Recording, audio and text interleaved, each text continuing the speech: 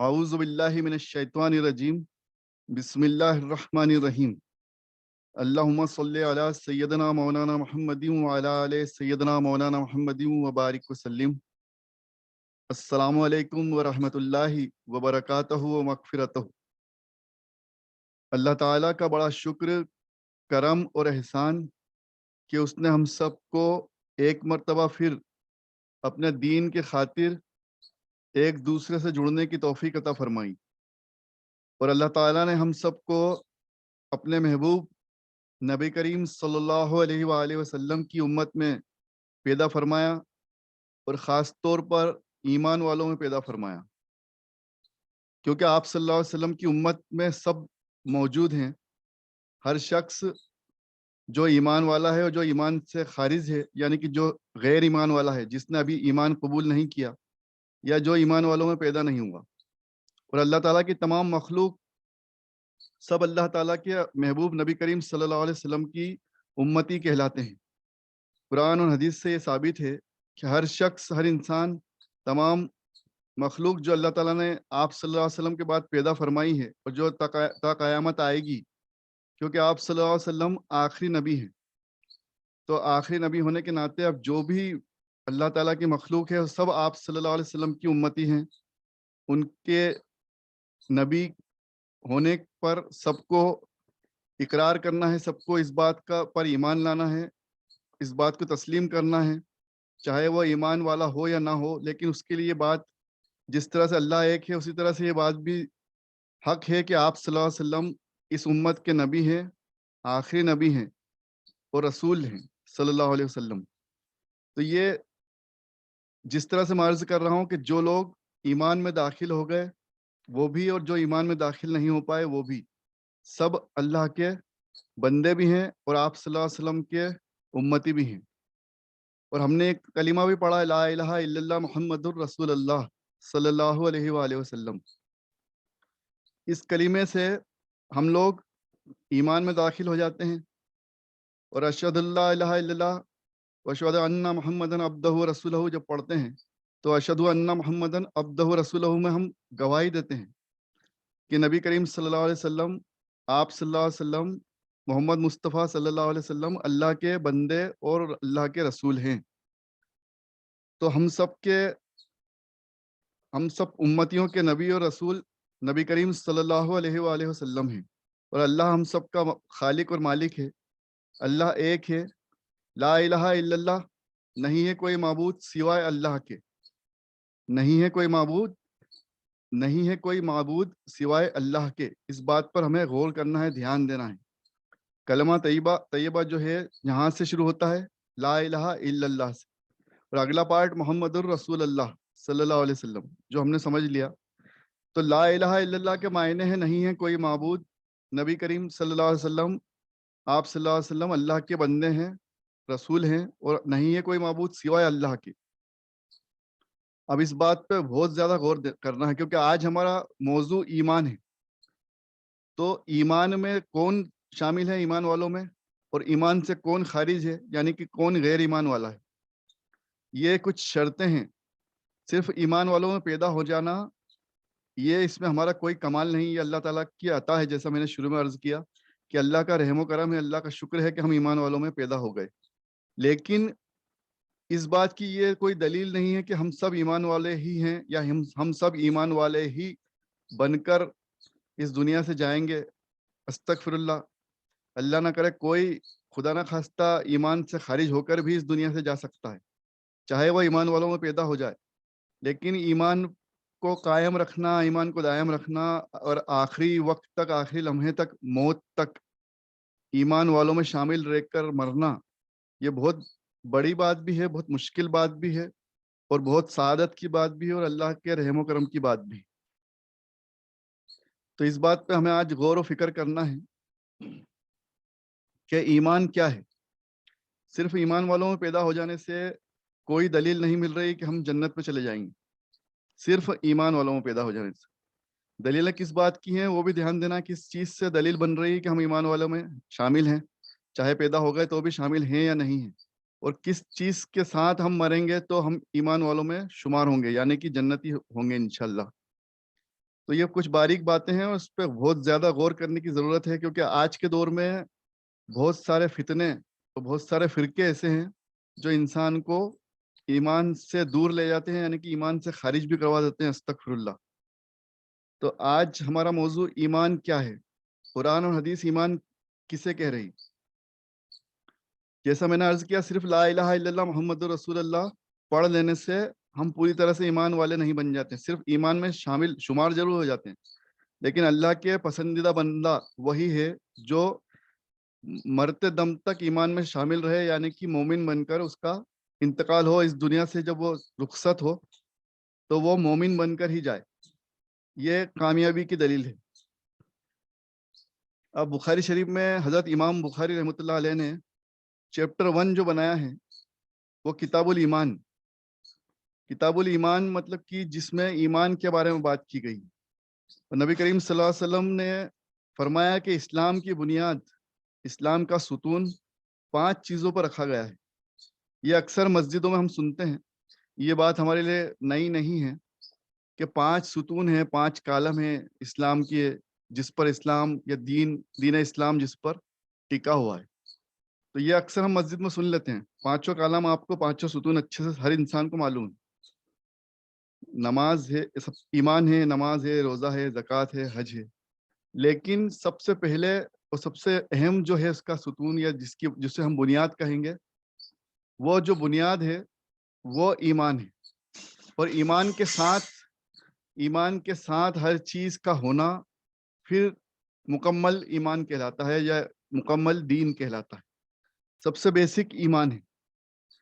ایمان جس طرح سے میں نے عرض کیا کہ ایک اللہ پر ایمان لانا، اللہ تعالیٰ کو ہی خالق اور مالک ماننا ہے، سب سے پہلی شرط ایمان کی۔ لا الہ الا اللہ، نہیں ہے کوئی معبود سوائے اللہ کے، یہ بات ہمیں رٹ لینا ہے، ذہن میں دل دماغ میں اتار لینا ہے۔ یہ کیوں رٹنا ہے؟ کہ کیونکہ یہاں سے شروعات ہے ایمان کی۔ جس طرح سے نیو ہوتی ہے کسی بلڈنگ کی، اسی طرح سے یہ نیو ہے، ایمان کی نیو جو ہے وہ لا الہ الا اللہ ہے، کہ اللہ کے سوا کوئی معبود نہیں، اللہ کے سوا کوئی خالق اور مالک نہیں، یعنی کہ ہمیں صرف اور صرف اللہ تعالیٰ کو ہی عبادت کے لائق ماننا ہے، اسی کے سامنے سر جھکانا ہے، اسی سے دعا مانگنا ہے، اسی کے سامنے ہاتھ اٹھانا ہے، اسی کے سامنے سجدہ کرنا ہے، اسی سے خواہش کرنا ہے، اسی سے تمنا کرنا ہے، اسی کے بھروسے زندگی گزارنا ہے۔ اللہ کے سوا کسی اور سے نہ کبھی مانگنا ہے، نہ کسی کے سامنے سجدہ کرنا ہے، نہ کسی کے سامنے ہاتھ اٹھانا ہے، نہ کسی سے کچھ مانگنا ہے۔ اور پورا کا پوری ایمان میں داخل ہونے کی دلیل یہ ہے کہ جو کچھ بھی اللہ تعالیٰ نے ہمارے لیے لکھ دیا ہے، جو اللہ تعالیٰ نے ہمارے لیے لوہے محفوظ میں، لوہے قلم سے اپنے لکھ دیا ہے، اس چیز پر بھی ایمان لانا ہے۔ وہ ابھی ہم آگے اور ڈیٹیل پڑھیں گے۔ تو پوری زندگی یعنی کہ اللہ تعالیٰ پر یقین کر کے گزارنا ہے، زندگی اور موت سب کچھ اللہ کے ہاتھ میں۔ یہ پہلا جو ستون ہے ایمان، اس کا یہ پہلا نیسیسٹی ہے، جس کو بولتے ہیں ضرورت ہے، اہمیت جو رکھاتی ہے یہ لائن ہے کہ زندگی اور موت کی ہر چیز، ہر لمحے، ہر کام کا جو بھی دار و مدار ہے، جو بھی کنٹرول ہے، وہ اللہ تعالیٰ کے ہاتھ میں ہے، سوائے اللہ کے کسی کے پاس نہیں۔ اس بات کو سب سے پہلے سمجھنا ہے۔ تمام فرقوں سے دور ہٹ کر ایک ہی بات پہ غور فکر کرنا ہے کہ اللہ ایک ہے، اس کے سوا کوئی معبود نہیں، اس کے سوا کسی سے کچھ مانگنا نہیں۔ پھر اللہ تعالیٰ آگے فرما رہا ہے، آپ صلی اللہ علیہ وسلم کے ذریعے ہمیں سکھا رہا ہے کہ ایمان کا تعلق قول سے بھی ہے اور فعل سے بھی ہے۔ جس طرح سے میں آپ کے سامنے عرض کر رہا تھا کہ ہمیں لا الہ الا اللہ محمد رسول اللہ صلی اللہ علیہ وآلہ وسلم پڑھنا بھی ہے اور اس کے مطابق عمل بھی کرنا ہے۔ صرف پڑھ لینا آدھا ایمان ہے، مکمل ایمان اس پر عمل کرنا ہے۔ اور آگے فرمایا کہ دونوں ہی ہیں، اور دونوں سے ایمان بڑھتا بھی ہے اور گھٹتا بھی ہے۔ ایمان بڑھتا بھی ہے اور گھٹتا بھی ہے، یعنی کہ جس طرح سے ہمارے قول ہوں گے، جس طرح سے ہمارے ڈائلاگس ہوں گے، اور جس طرح سے ہمارا عمل ہوگا، یہ دونوں چیزیں 50-50 کاؤنٹ ہوتی ہیں۔ 50% دونوں سے کاؤنٹ ہوگا، اور دونوں کا جو لیول ہے وہ گھٹتا اور بڑھتا ہے۔ جیسے ہی ہم نے کچھ اچھی بات کری، اللہ پر یقین کی بات کری، تو ہمارا ایمان بڑھنے لگتا ہے۔ لیکن اگر خدا نہ خواستہ ہم نے عمل اس کے اپوزٹ کر دیا، ہم نے عمل اس کے اپوزٹ کر دیا، اس کے برعکس کر دیا، تو ہمارا ایمان گھٹنے لگتا ہے. دو پیرامیٹر ہیں، دو سمجھ لیں کہ دو، جس طرح سے پارا چلتا ہے ٹیمپریچر کا، اسی طرح سے دو چیزیں ایک ساتھ چلتی ہیں دین میں: بولنا اور عمل کرنا، کہنا اور اس پر عمل کرنا. قول اور فعل. قول اور فعل مطلب کہ اسٹیٹمنٹ اور ایکشن، تھاٹس اینڈ ایکشن. اسلام ایک ایسا بہترین مذہب ہے جو دونوں چیزوں کو امپورٹنس دیتا ہے. آپ کے تھاٹس بھی ایمان کے مطابق ہونا چاہیے اور آپ کے ایکشن بھی ایمان کے مطابق ہونا چاہیے. یہ بات جو میں آپ کے سامنے عرض کر رہا ہوں، یہ کوئی فرقے والا یا کوئی مسجد میں ہمارے کوئی عالم صاحب ہمیں اس بیسک چیز کو کبھی ڈسکس نہیں کرتے ہیں. اور یہ ہمیں سب سے زیادہ اس پر دھیان دینا، کیونکہ یہ چیز سب سے زیادہ ڈسکس ہونا چاہیے مسجدوں میں اور ممبر پر، لیکن اس پہ تقریر نہیں ہوتی. تو اس پہ ہمیں خود کو محنت کرنا پڑے گی کہ ہمیں دو لیول چلا رہے ہیں ہمارے ایک ساتھ، دو پارے ہمارے ایک ساتھ اٹھ رہے ہیں. جیسے ٹیمپریچر کا لیول ہوتا ہے، ٹیمپریچر کا پارا ہوتا ہے. ہمیں تھاٹس اور ہمارے سوچ بھی ایمان والی رکھنا ہے. ہمیں ایکشن یعنی کہ ہمارا فعل، ہمارا کام کاج، ہمارے عمل بھی ایمان والے رکھنا ہے. کیونکہ دونوں چیزوں کو مینٹین کر چلیں گے تو 100% ہمیں ملے گا. ادروائز ہم 50% سے مات کھا جائیں گے، تو ہم ایک دم سے ہمارا لیول ڈاؤن ہو جائے گا. جس طرح سے ہم دو سبجیکٹ کو برابر امپورٹینس دیتے ہیں ایگزام میں، اسی طرح سے ایمان کے دونوں سمجھ لیجیے دو پہلو ہیں. فرسٹ پہلو جو ہیڈ اور ٹیل، جو ہم بولے کسی سکے کو بنانے کے لیے ہمیں ہیڈ اور ٹیل لگتا ہے. اس کی بنا سکہ ادھورا. اگر ہیڈ بہت اچھا ہے اور ٹیل صاف ہے، بالکل پلین ہے، تو وہ سکہ بازار میں نہیں چلے گا. اور ہیڈ صاف ہے، پلین ہے، اور ٹیل بہت اچھا بنا ہوا ہے، تو وہ بھی سکہ بازار میں نہیں چلے گا. تو آج ہمیں غور و فکر سب سے زیادہ اس بات کی کرنا ہے کہ ہمارے تھاٹس، ہماری بات چیت بھی ایمان والی ہو اور ہمارا ایکشن بھی ایمان والا ہو. اکثر ہم تقریریں سنتے ہیں یا باتیں کرتے ہیں تو یا تو ہم صرف تھاٹ پہ بات کرتے ہیں، یا کوئی دوسرا بندہ صرف ایکشن ہی ایکشن پہ بات کرتا ہے. تو ہمیں دونوں چیزوں کو مینٹین رکھنا. جیسے فار ایگزامپل میں بولوں کہ اللہ ایک ہے، اس کے سوا کوئی معبود نہیں ہے. اس کی تقریر میں نے کری ہے، اگر یہ میں نے اس بات کو سنی ہے، تو اس کا ایکشن یہ ہے کہ اب میں باہر مسجد سے باہر جا کر کسی اور کے سامنے سر نہ جھکاؤں، کسی اور کے سامنے ہاتھ نہ جوڑوں، کسی اور کو یہ نہ مان لوں کہ اس کے ہاتھ میں میرا سب کچھ ہے، یہ مجھے دینے والا ہے، اسی کے پاس سب کچھ ہے، اسی سے میرا کام بنے گا. نہیں، یہ صرف دنیائی معاملے الگ ہیں. دنیا میں آپ بے شک سامنے والوں کو ہمیں عزت دینا ہے، ان پر یقین بھی کرنا ہے. اس بات سے ایمان منع نہیں کرتا، دین منع نہیں کرتا. لیکن دلیل یہ ہے ایمان کی کہ آپ اللہ پر بھروسہ رکھیں کہ اللہ چاہے گا تو میرا یہ کام ہوگا، مجھے یہ چیز ملے گی، ادروائز نہیں ملے گی. کیونکہ میں نے آج یہ بات سن لی اور سمجھ لی کہ اللہ کے سوا کوئی معبود نہیں. یہ تقریر ہو گئی. اب ایکشن یہ ہے کہ مجھے اللہ ہی پہ بھروسہ کرنا ہے، اور مجھے کسی اور جگہ جا کر سجدہ بھی نہیں کرنا ہے، کسی اور جگہ جا کر ہاتھ اٹھا کر مانگنا بھی نہیں ہے. یہ بھی باریکیاں مجھے یاد رکھنا ہے. تو یہ چیزیں مجھے تھاٹس اور ایکشن کو ساتھ میں لیول مینٹین کرے گی. ادروائز میں نے اندر تو بات کر لی ایمان کی، باہر ایکشن میرا اس کا اپوزٹ ہو گیا. یا پھر ایسا بھی ہو سکتا ہے کچھ لوگ بہت دکھاوا کرتے ہیں کہ میں بہت زیادہ کیا کہتے ہیں کہ اللہ کا ماننے والا ہوں، اللہ ہی پہ یقین کرنے والا ہوں. ایکشن سے ایسا دکھاتے ہیں، لیکن ان کے تھاٹ اندر سے گڑبڑ ہوتے ہیں. وہ کہتے ہیں ارے وہ تو دکھاوا کہنا پڑتا ہے صاحب اللہ ہے، لیکن وہ تو سب دور جانا پڑتا ہے، سب دور ہاتھ جوڑنا پڑتے ہیں، سب سے مانگنا پڑتا ہے. تو وہ تھاٹس گڑبڑ ہو گئے. ایکشن تو بہت اچھا دکھایا، تھاٹس گڑبڑ کر لیے. تو ہمیں تھاٹس بھی مینٹین رکھنا ہے، ایکشن بھی مینٹین رکھنا ہے. یہ پہلی چیز، پہلی ضرورت ہے. سب سے پہلے قرآن مجید میں بھی یہی بات آئی کہ تم وہ کرتے کیوں نہیں ہو جو کہتے ہو، یا جو کہتے ہو وہ کرتے کیوں نہیں، اور جو کرتے ہو وہ کہتے کیوں نہیں. اللہ نے 2-3 مرتبہ قرآن مجید میں یہ بات فرمائی کہ تم وہی کہا کرو جو کرتے ہو، اور وہی کیا کرو جو کہتے ہو. یعنی کہ ہمارے قول اور فعل میں فرق نہیں ہونا چاہیے، ہمارے تھاٹس اور ایکشن میچ ہونا چاہیے. ہم ایسا نہ ہو کہ تھاٹ کچھ اور، ایکشن کچھ اور، پھر ایکشن کچھ اور تھاٹس کچھ اور. تو وہ دونوں چیزوں کو ہمیں یعنی کہ روحانی اور ظاہری طور پر ہمیں مینٹین اپنے آپ کو خود کو کرنا پڑے گا. تو اس پہ فرمایا آپ صلی اللہ علیہ وسلم نے کہ بڑھتا اور گھٹتا ہے، یعنی کہ ہمارے جیسے اعمال ہوتے ہیں اور جیسی ہماری سوچ اور جیسے ہمارے کہنے سننے کی باتیں رہتی ہیں، جس طرح سے ہم اسٹیٹمنٹ دیتے ہیں، اس سے ہمارا ایمان بڑھتا ہے اور اس سے ایمان گھٹتا ہے. جیسے الحمدللہ ہم سب اب یہاں بیٹھ کر ایمان کی بات کر رہے ہیں، میں بھی آپ کے سامنے بات کر رہا ہوں، آپ بھی سن رہے ہو، آپ کے تھاٹس میں بھی ایمان اللہ اور اس کے رسول کے بارے میں بات آ رہی ہے، تو آپ کا ایمان بڑھ رہا ہے. یہاں پہ وہ پارا ہمارا بڑھ رہا ہے. جو تھاٹس والا پارا ہے وہ الحمدللہ ماشاءاللہ بہت ہائی لیول پر جا رہا ہے. تو یہ کہنے سننے سے ایمان بڑھتا ہے اور اس کے مطابق عمل کرنے سے بڑھتا ہے. پھر اسی کے مطابق اگر کوئی خدا نہ خواستہ غلط بات بول دیتا، بولنے سے اس سے غلطی ہو جائے کہ وہ کچھ نہیں ہے صاحب، استغفر اللہ نعوذ باللہ، وہ تو سب دنیا ہے صاحب، دنیا میں سب یہ سب چیزیں ہیں. اور میں تو وہ بات بولنا بھی نہیں چاہتا، ایگزامپل میں بھی نہیں بول سکتا جو لوگ بولتے ہیں اللہ کے بارے میں. تو وہ جو لوگ ایسی بات بول دیتے ہیں، دنیا کو توجہ دے دیتے ہیں، دنیا کو بڑھا دیتے ہیں، دین کو چھوٹا کر دیتے ہیں، دین کو ایک سائڈ کر دیتے ہیں، تو وہ وہاں پر ان کا پارا ایک دم زیرو ڈاؤن ہو جاتا ہے، ایمان کا لیول ایک دم زیرو ہو جاتا ہے. اس وقت تو ان کی حالت ایسی ہو جاتی ہے ایمان کے معاملے میں جیسے آئی سی یو میں ایک پیشنٹ، آئی سی یو کے پیشنٹ جیسی حالت ہو جاتی ہے انسان کی. جیسے ہی وہ غلط تھاٹس آتے ہیں دماغ میں یا بولتا ہے، بولنے پر تو بالکل پوری طرح سے گرفت ہے. دین میں یہ بات بھی دھیان رکھنا ہے کہ بولنے پر گرفت ہے، سوچنے پر گرفت نہیں ہے. بولنے پر گرفت ہے. آپ صلی اللہ علیہ وسلم نے فرمایا تمام انبیاؤں کے اپنے تمام صوفیہ کرام جتنے بھی ہیں، تمام صحابہ کرام، تمام اولیاء اللہ، سب سے یہ بات ظاہر ہوئی ہے کہ شیطان آپ کے دل میں وسوسے ڈالے گا، دماغ میں وسوسے ڈالے گا، اس پر گرفت یا پکڑ نہیں ہے. وہ بھی اکثر احکام شریعت میں ایک سوال کیے جاتے ہیں کہ انسان کے دل دماغ میں اگر غلط تھاٹس آ جائیں تو اس پر کیا ہے، اس پہ کیا پکڑ ہے، یا اس میں وہ کیا ایمان سے خارج ہو جاتا ہے. تو اس کے بارے میں شریعت بولتی ہے نہیں، صرف تھاٹ سے نہیں ہوتا ہے جب تک کہ منہ سے نہیں بول دے. اس کے منہ سے اگر کفریہ کلمات نکل گئے تو پھر گرفت ہے، وہ پکڑ میں آ جائے گا بالکل. جب تک وہ سوچ رہا ہے، اس کے دماغ میں کچھ فطور چل رہا ہے خدا نہ خواستہ، یا کوئی شیطان اس کو وسوسہ ڈال رہا ہے، تو شیطان نے وسوسہ تو صحابہ کرام کو بھی ڈالا ہے.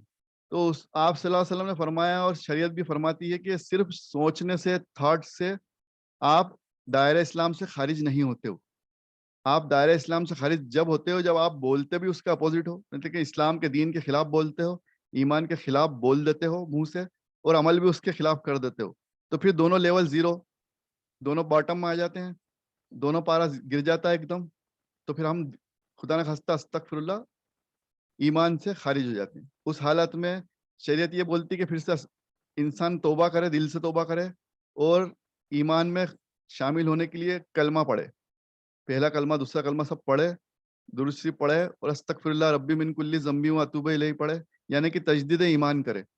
وہ ایک پروسیس بتائی شریعت نے. وہ ایسا بھی نہیں کہ انسان ایک بار خدا نہ خواستہ ایمان سے باہر ہو گیا، خارج ہو گیا تو پھر ایمان میں داخل نہیں ہو سکتا. لیکن اس کو کھیل بھی نہ بنائیں.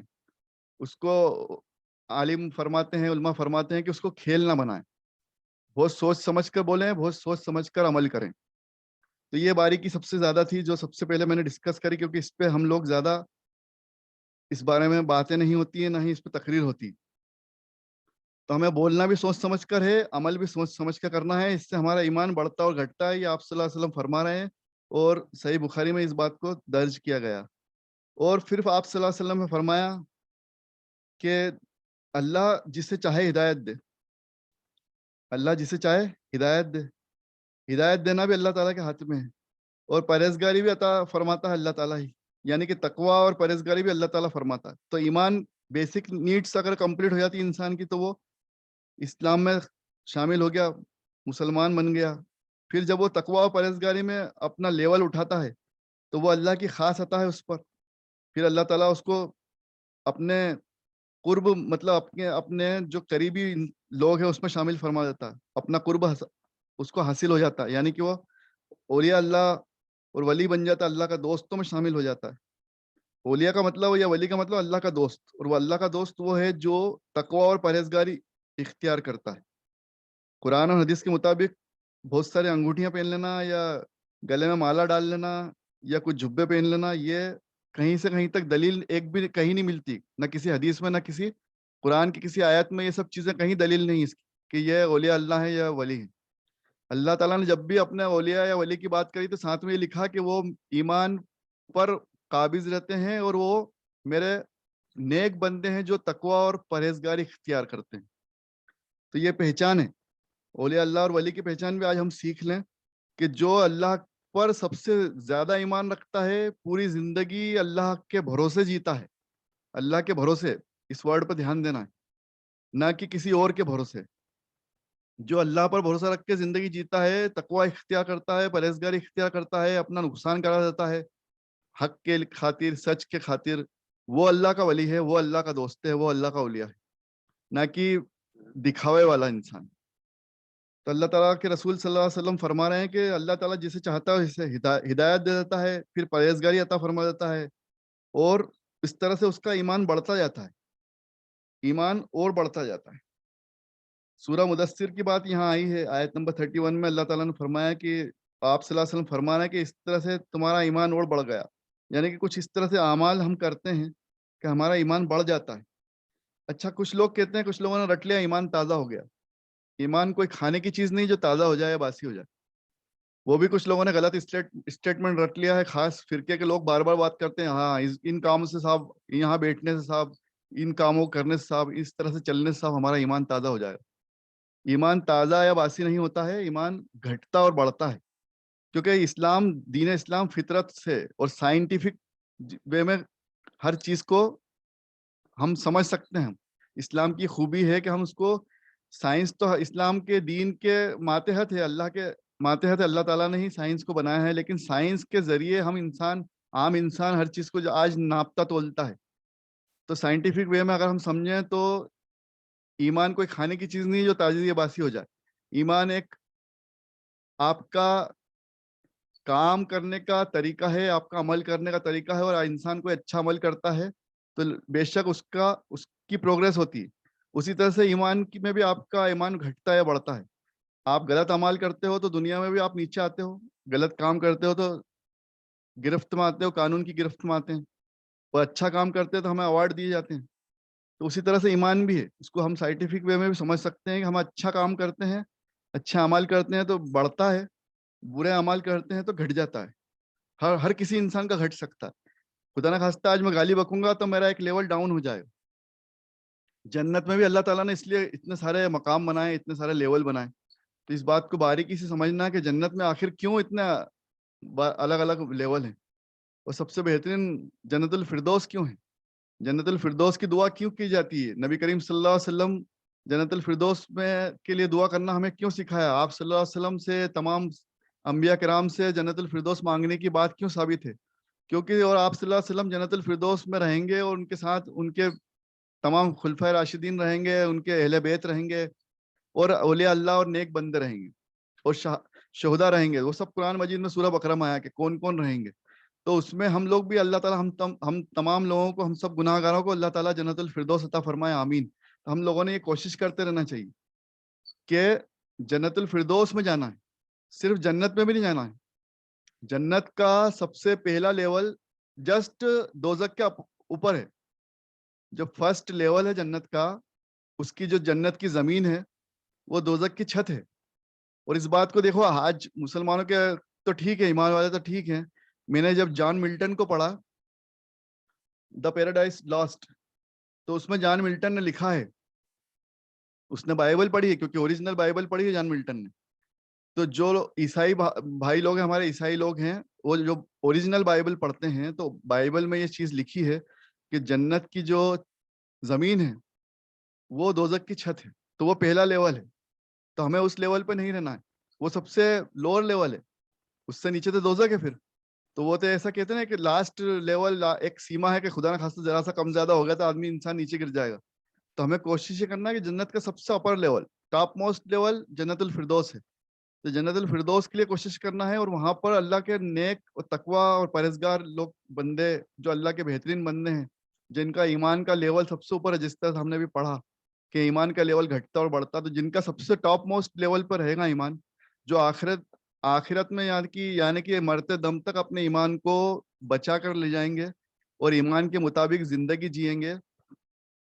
اور جس طرح سے ہم نے کلمہ پڑھا ہے, اس کلمے کا ترجمہ سمجھ کر اللہ ایک ہے, اس کے سوا کوئی معبود نہیں ہے, آپ صلی اللہ علیہ وسلم آپ اللہ تعالیٰ کے رسول اور بندے ہیں, ان باتوں کو سمجھ کر ان پر عمل کرتے ہوئے چلیں گے, تو انشاءاللہ تعالیٰ اللہ تعالیٰ ہمیں جنت الفردوس عطا فرمائے گا, آمین. کیونکہ ایک روایت وہ بھی آپ لوگوں نے سنی ہوگی, اکثر یا سنتے رہتے ہیں, جس نے کلمہ پڑھ لیا وہ بھی جنت میں چلا جائے گا. کچھ لوگ دل سمجھانے کے لیے بولتے ہیں, تو وہ تو چلا جائے گا, وہ کب جائے گا اس کے بارے میں ڈیٹیل حدیث ہے, ہم انشاءاللہ پڑھیں گے. لیکن میں اس کی سمری بتا دوں چھوٹی سی, کہ وہ جل بھن کے راکھ ہو جائے گا اس کے اعمال کے بنا پر.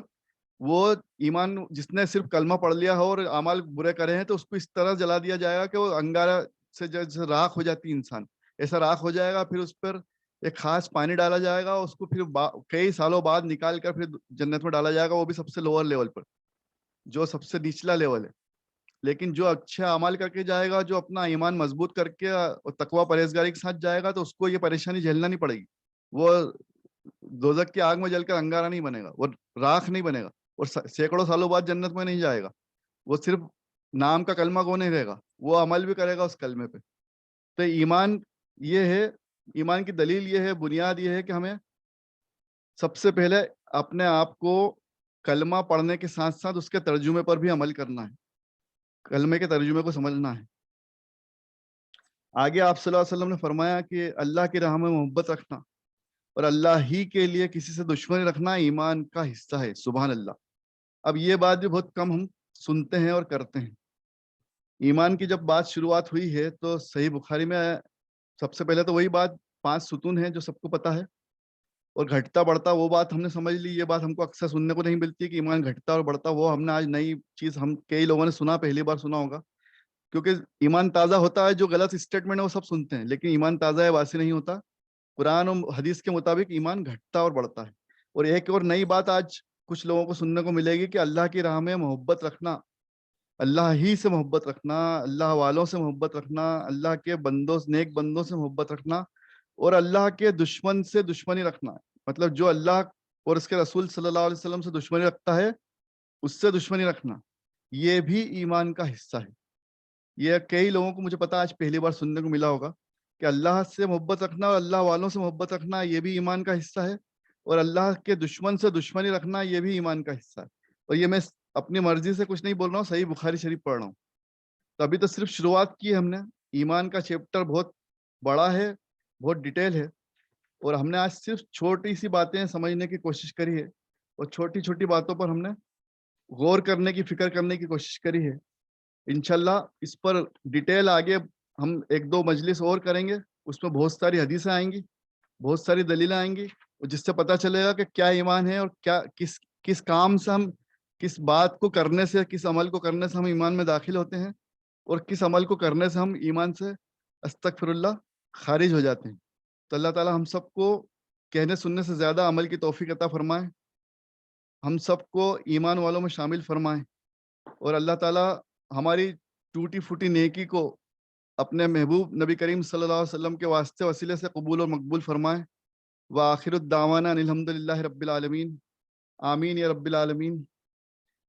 اے اللہ تجھے تیرے رحم و کرم کا واسطہ، اے اللہ جس طرح سے تو نے فرمایا کہ تو 70 ماؤں سے زیادہ ہم کو چاہتا ہے، اپنے ہر بندے کو محبت کرتا ہے، اور اپنے محبوب نبی کریم صلی اللہ علیہ وسلم کو تو نے اپنا محبوب رکھا ہے، تو تجھے ہم تیرے رحم و کرم کا بھی واسطہ دیتے ہیں، اور اپنے محبوب اور آپ اللہ تعالیٰ تمہارے محبوب صلی اللہ علیہ وسلم کو بھی ہم، آپ صلی اللہ علیہ وسلم کا بھی ہم واسطہ وسیلہ دیتے ہیں، اور ہماری اس ٹوٹی پھوٹی نیکی کو، جس کو ہم کوشش کرتے ہیں کہ اس دینی مجلس کے ذریعے ہم کچھ نیکی کر سکیں، تو اللہ تعالیٰ اس ٹوٹی پھوٹی نیکی کو بھی اپنے رحم و کرم سے اور اپنے محبوب نبی کریم صلی اللہ علیہ وسلم کے واسطے وسیلے سے اللہ تعالیٰ قبول اور مقبول فرمائے، ہم سب کی غلطیوں کو معاف فرمائے، ہم سب کے گناہوں کو معاف فرمائے۔ استغفر اللہ ربی من کلی ذنبی و اتوب الیہ۔ اللہ تعالیٰ ہم سب کو ایمان والوں میں شامل فرمائے۔ اس لیے میں اکثر دعا کرتا ہوں کہ اللہ تعالیٰ ہم سب کو ایمان والی زندگی اور ایمان والی موت نصیب عطا فرمائے، آمین۔ کیونکہ ہماری موت بھی، ہمارا آخر وقت بھی ایمان پر رہنے پر اور ایمان پر موجود رہنے پر، ایمان کے ساتھ ہم اس دنیا سے جائیں، یہ بھی بہت ضروری ہے۔ کیونکہ اللہ تعالیٰ کے رسول صلی اللہ علیہ وسلم نے بھی فرمایا کہ تمہارا زندگی اور موت دونوں ایمان پر ہونا چاہیے، یعنی کہ تمہارے آخرت، تمہارا دم آخر بھی ایمان پر ہونا چاہیے، یہ بھی بہت ضروری ہے۔ تو اللہ تعالیٰ ہم سب کو ایمان والی زندگی اور ایمان والی موت نصیب عطا فرمائے، ہم سب کی تمام دعاؤں کو قبول و مقبول فرمائے، غلطیوں کو معاف فرمائے، دنیا اور آخرت کی تمام بھلائیاں، رحمتیں، نعمتیں، عظمتیں، امن و امان، حفاظت، شفا، تندرستی اور صحتیاب عطا فرمائے۔ اللہ جس نے دعا کے لیے کہا ہے، سب کی تمام جائز تمناؤں کو پورا و مقبول فرما۔ اے اللہ ہم سب تیرے بندے ہیں، ہم سب تیرے، آپ صلی اللہ علیہ وسلم کے چاہنے والے ہیں، تیرے محبوب کے سب امتی ہیں، ہم سب کو معاف فرما۔ اللہ تعالیٰ ہم سب کو جنت الفردوس عطا فرما، اور اس تمام نیک کاموں کا ہمارے والدین کو، ہمارے بزرگان دین کو، تمام اولیاء اللہ کو، تمام ولیوں کو، ہمارے خاندان والوں کو، ہمارے رشتہ داروں کو، تمام امت مسلمہ کو، سب کو اس کا ایصال ثواب عطا فرما۔ آپ صلی اللہ علیہ وسلم کو جنت الفردوس عطا فرما، بہتر سے بہتر مقام عطا فرما، اور ہم سب کو، ہمارے گھر والوں کو، ہمارے رشتہ داروں کو، ہمارے والدین کو نبی کریم صلی اللہ علیہ وسلم کا پڑوس عطا فرما، ہم سب کو بھی جنت الفردوس عطا فرما۔ آمین یا رب العالمین۔ ہم سب کے تمام کاموں میں آسانی عطا فرما، ہم سب کی تمام دعاؤں کو قبول فرما، ہم سب کو جائز اور حلال روزی عطا فرما، ہمارے رزق میں برکت عطا فرما، بہتر سے بہتر روزی روزگار کا ذریعہ عطا فرما، ہمارے تمام کاموں میں اللہ تیری رحمت، تیری حفاظت، تیری برکت عطا فرما، کامیابی عطا فرما۔ اللہ ہر چیز پر جس طرح سے ہم اس بات پر ایمان رکھتے ہیں کہ ہر چیز کا خالق اور مالک تو ہی ہے، اللہ ہم سب کی تمام جائز تمناؤں کو، تمام دعاؤں کو، اور تمام جتنی بھی ہماری ضرورتیں ہیں سب کو پورا فرما، سب کو قبول اور مقبول فرما۔ ربنا آتینا فی الدنیا حسنۃ وفی الآخرۃ حسنۃ وقینا عذاب النار۔ آمین یا رب العالمین۔ شکریہ، اللہ حافظ۔